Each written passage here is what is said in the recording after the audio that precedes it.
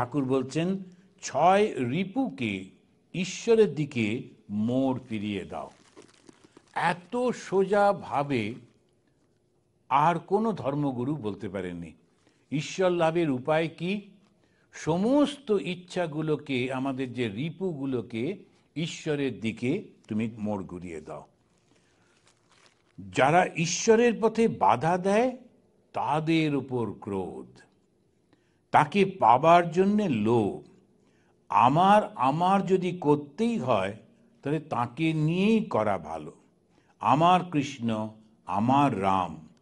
যদি অহংকার করতে হয় তো বিভীষণের মতোই অহংকার করা ভালো।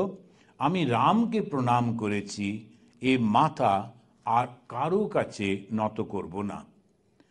তো ব্রাহ্মভক্ত বলছেন, তিনি যদি সব করাচ্ছেন তাহলে আমি পাপী এই দায়িত্ব নই?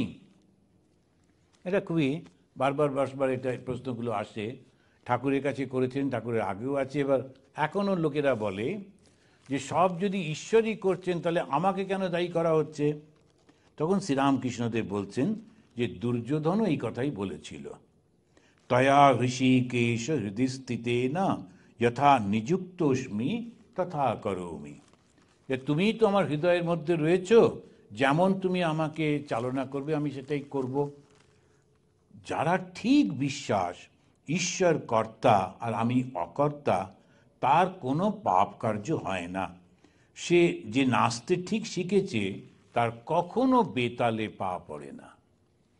যারা ঠিক বিশ্বাস করে ঈশ্বরই কর্তা আর আমি অকর্তা, কিন্তু ভীষণ ভীষণ ভীষণ কঠিন। কেন? ওই কোথা থেকে যে অহংকারটা এসে পড়ে, কিছুতেই ওটা যেতে চায় না। মহারাষ্ট্রদের প্রণাম করতে গেলে ওরা চুপ করে বসে আছেন, কেননা এখন চুপ করে বসে না থাকলে আপনি মনের মধ্যে ঈশ্বর রয়েছেন, এটা তো ধ্যানের বস্তু। তো ধ্যান করছেন তিনি, আমরা ওনার চরণটা স্পর্শ করছি, কিন্তু উনি তখন ঈশ্বরময় হয়ে বসে রয়েছেন এবং মনে করছেন আমি শ্রীরামকৃষ্ণের চরণের উপরে স্পর্শ করছি। সেই মানব শরীরটা তখন আর থাকছে না, ওনার চিন্তার মধ্যে দিয়ে ওটা পাল্টে যাচ্ছে। আমি তো দেখতে পাচ্ছি না, আমি তো ওনাকে দেখছি, কিন্তু উনি দেখছেন যেটা ঈশ্বরকে প্রণাম করছে। যার ঠিক বিশ্বাস ঈশ্বরই কর্তা আর আমি অকর্তা, তার পাপ কার্য হয় না।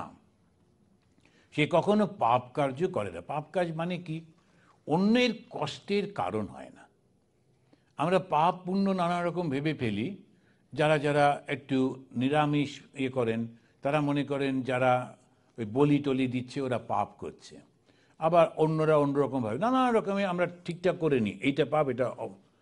অন্য ধর্মের লোকেরা অন্যভাবে চিন্তা করে। কিন্তু পাপ মানেই হচ্ছে যখন আমি আর একটা মানুষের কষ্টের কারণ হচ্ছি, সেটাই হচ্ছে পাপ। তবে আমাদের দেখতে হবে আমরা যত ভালো কাজ করছি তার থেকে খারাপ কাজগুলো একটু কম করা, তারপরে আরেকটু কম করা, তারপরে আরেকটু কম করা, করতে করতে যেই খারাপ কাজ একেবারেই নীল হয়ে যাবে, আমি কারোর দোষ দেখছি না, আমার দরকারও নেই, আমি কারোর নিন্দা করব না, আমার প্রয়োজনও নেই।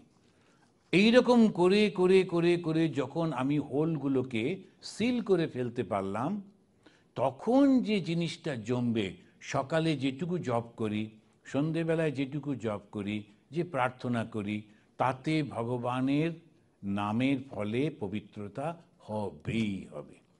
ভগবান সেটাই তিনি বলছেন, অন্তর্শুদ্ধ না হলে ঈশ্বর আছেন বলে বিশ্বাসই হয় না।